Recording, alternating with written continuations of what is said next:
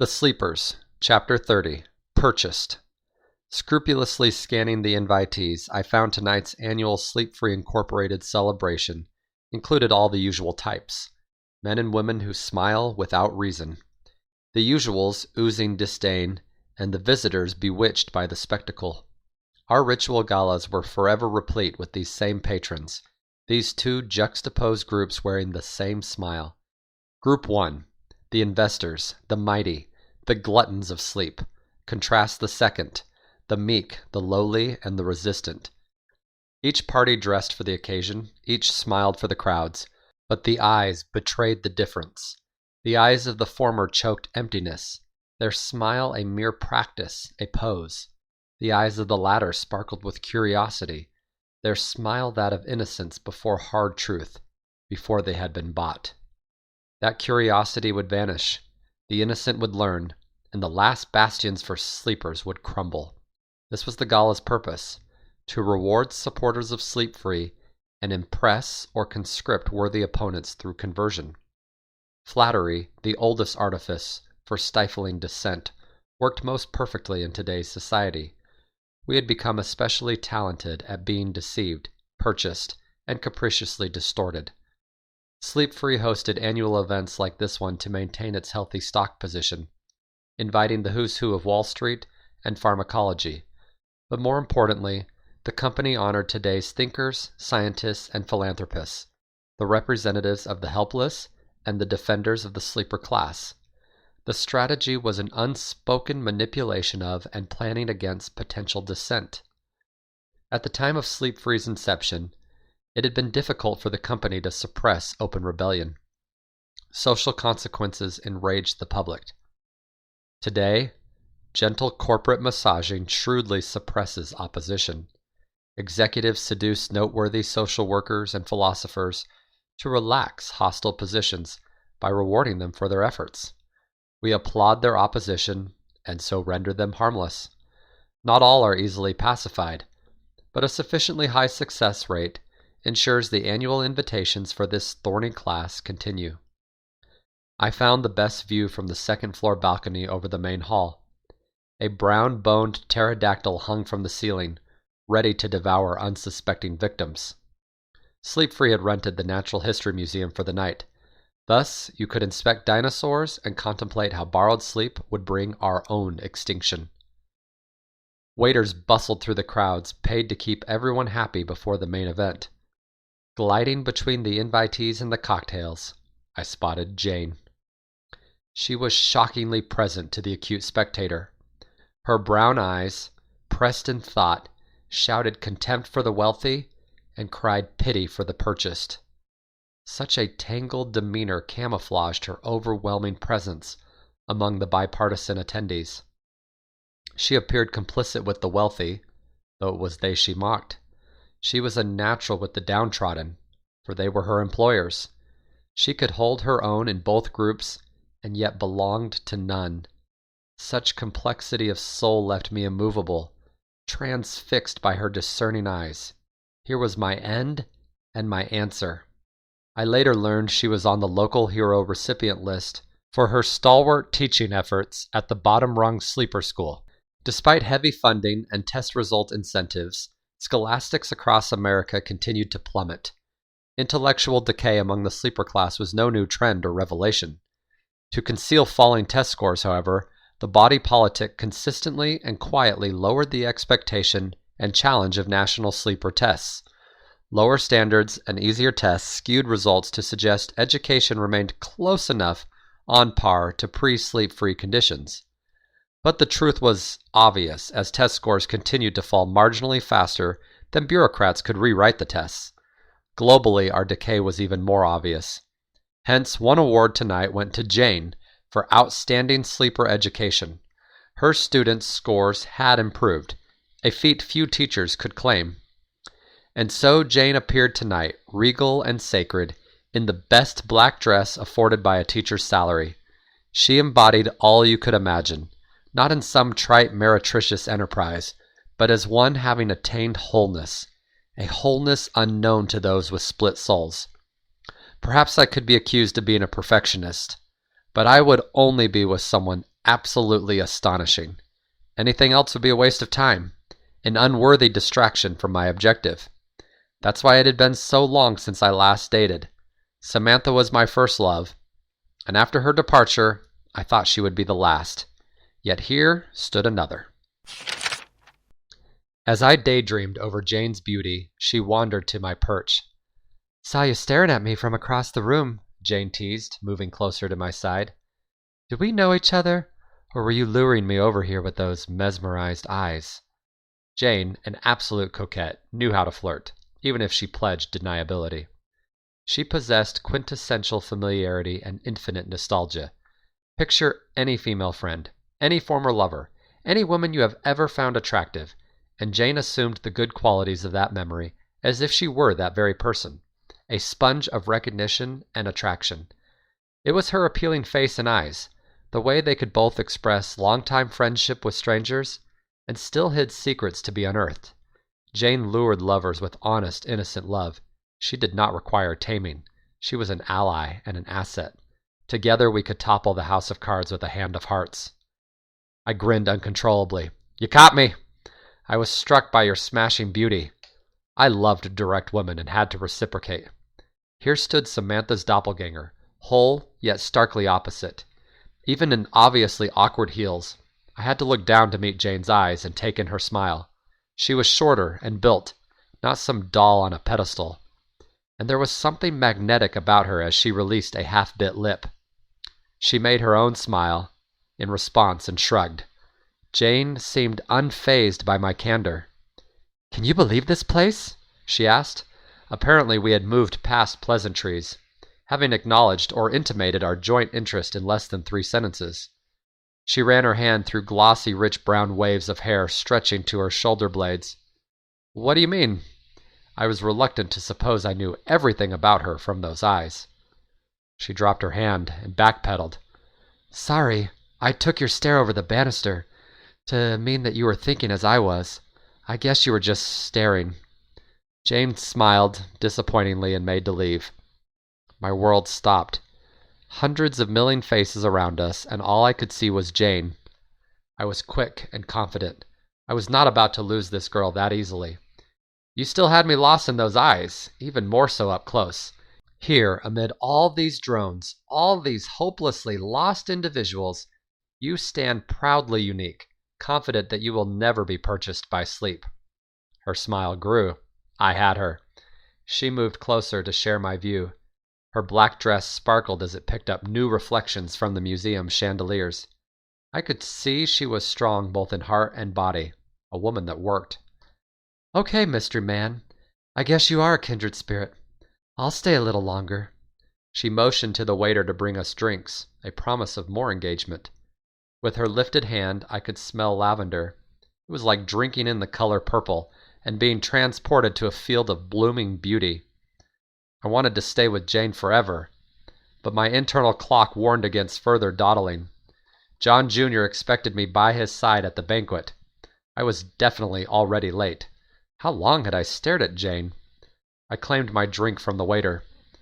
"I'd love to keep flirting, and I'm really sorry to leave, but I'm needed elsewhere now. How about we continue over dinner?" "I didn't know we were flirting," laughed Jane as she scrunched her face. Of course she knew. "So dinner it is?" My father could wait one more minute. "Sure," she nodded in slow acquiescence. "Let me give you my number." She effortlessly passed her digits between our phones. "My name's Jane." "I'm John.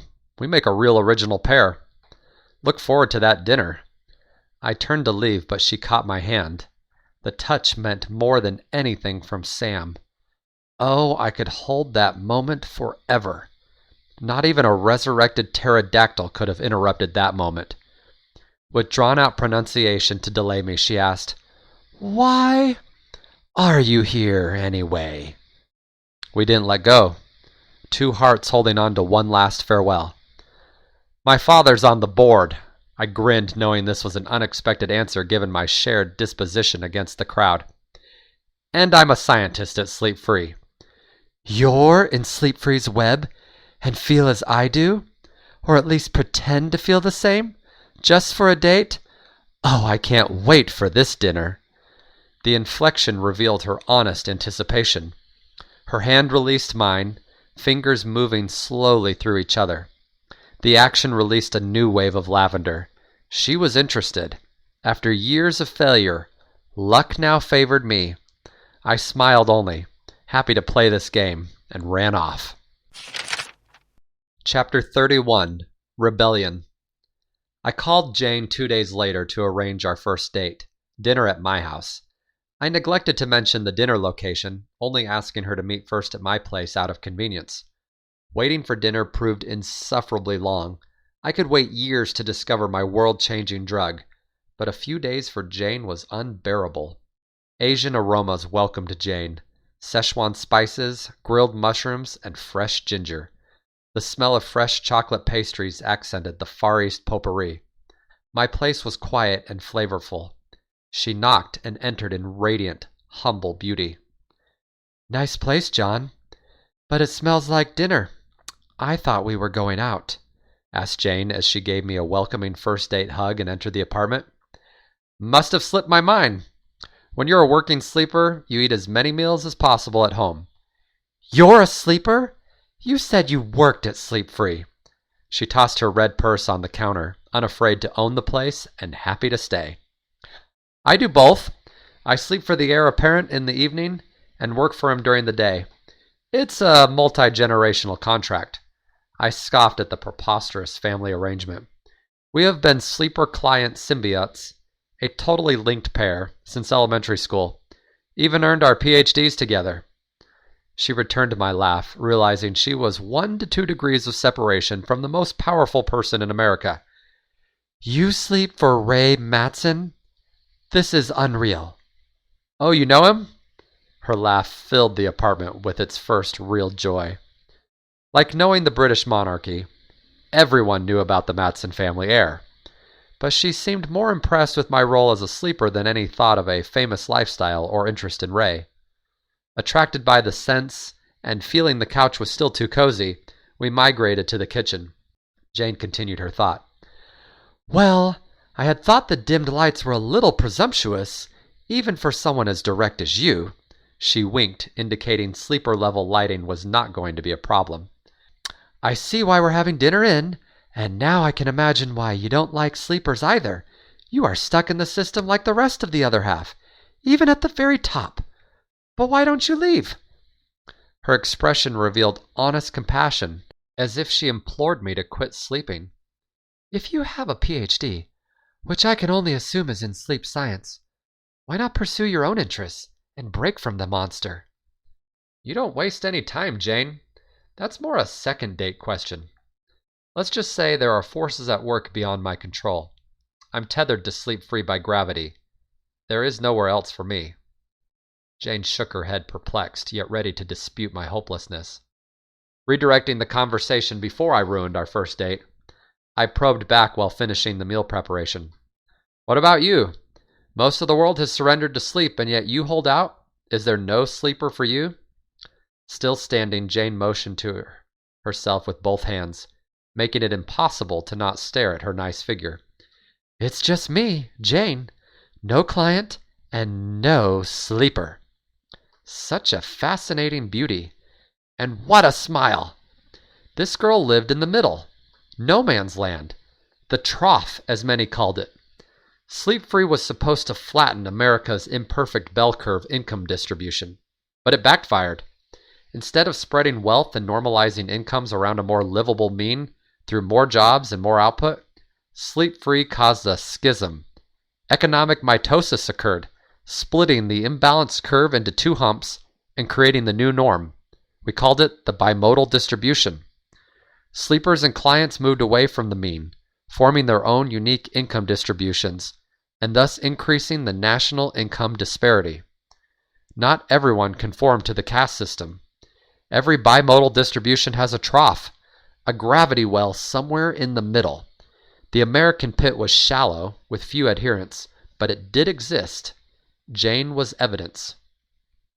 For perhaps lack of money and opportunity, or simply pride, some independent families neither slept as sleepers nor had sleepers.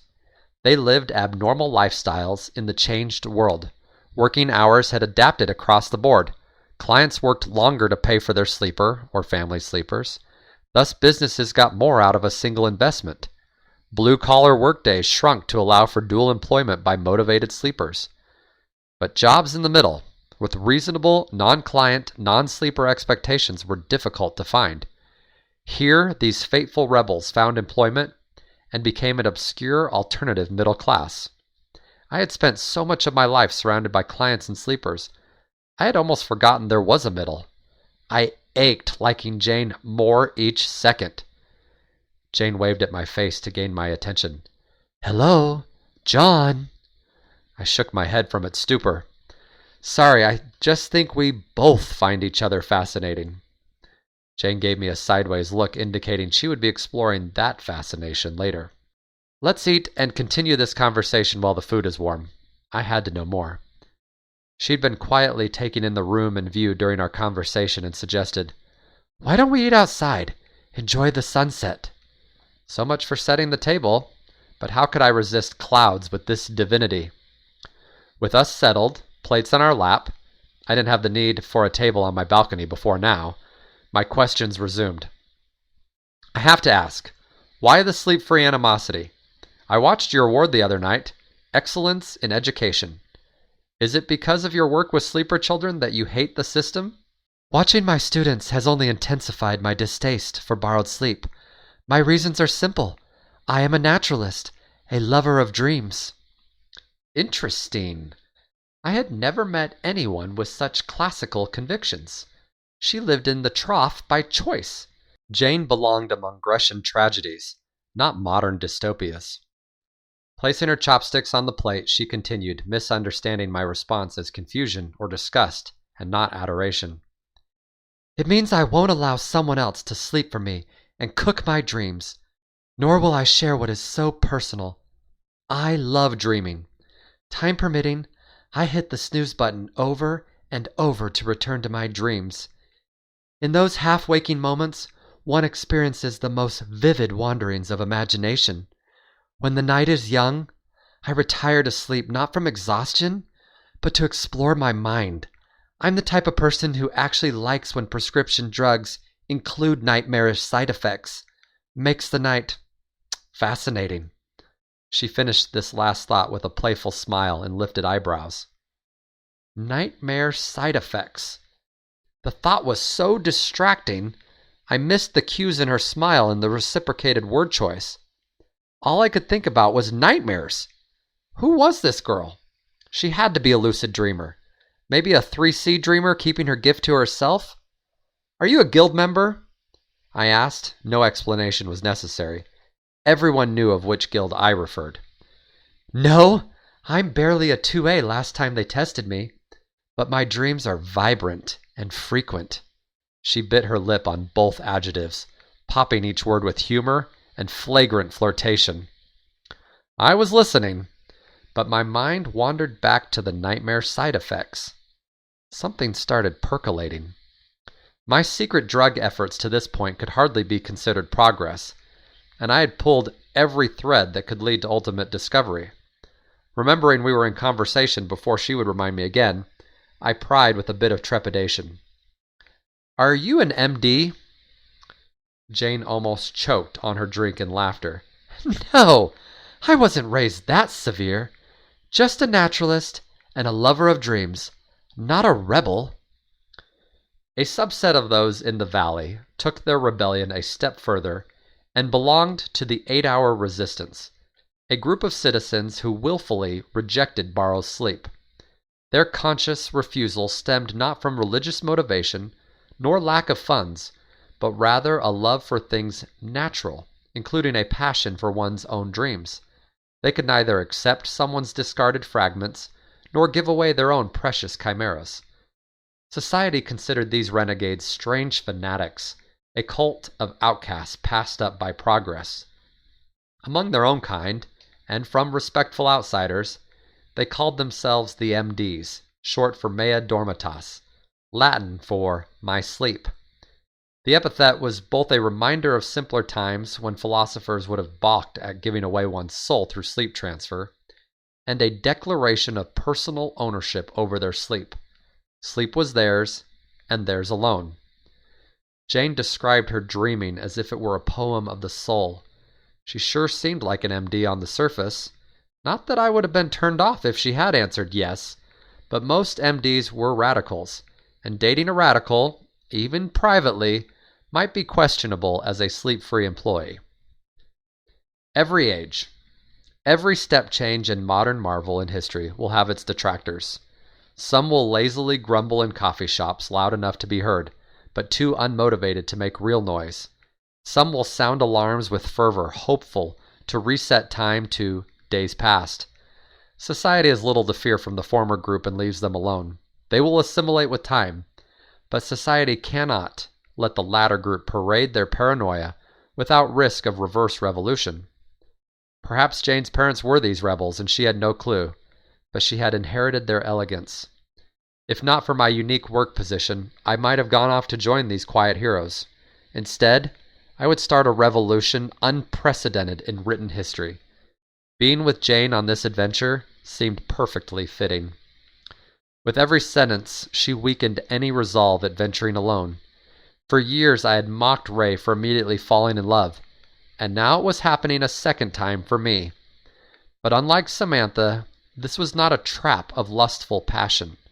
Jane was undeniably beautiful, but it was her teasing mannerisms and conversation bringing me into her arms tonight. I wanted to know more about her. I wanted to know everything. I can tell I'm going to like you, MD or not. I think you already do, she said, pointing her chopsticks at me and then down at the now empty plate. Cook like this, and I'll come a second time. Now come on, let's move to the couch where we can be more comfortable. Perhaps there was something more beautiful than these sunsets. With her settled in my arms, and no question how she got there, I asked, "What about your students? You mentioned their experience has at least reinforced your attitude towards sleep-free." My kids are all sleepers or soon-to-be sleepers. They know no other life. Their parents are sleepers. It's hereditary, a birthright. The problem is not so much their test scores, their academic disadvantage, or their lack of upward mobility. What is most aggravating is their attitude. It's a sort of prideful hopelessness, a lobotomy of the real American dream. These kids believe sleeping is the way. It is the way to prosperity. It is the way to a comfortable life with guaranteed food on the table. Sleeping means lowered expectations and government security. She paused only to assess my attentiveness, my eyes fixed firmly on hers, captivated by her heart. Parents and society have indoctrinated the next generation to believe this is it. Gone are the days of the American dream, of pursuing the stars, of risking everything on a whim and actually making it happen. Those dreams are past. Now we dream for money and let someone else live it. This isn't the American ideal of literature past, the America that brought my ancestors here. This is a lie, a hoax, a shadow. I thought she would start crying, and so I held her tighter. But I learned Jane had a way of following up a deep conversation with a joke. As for me, I need about 15 hours of sleep a day, so I would never have enough time to be a sleeper, or I would need 2 sleepers if I were to be a client. I'll stick to the natural ways. Besides, a teacher's salary will never cover 2 sleepers. The night proceeded in a spirited dance of curiosity, bantering, sarcasm, and some physical touch. Jane and I were just getting started.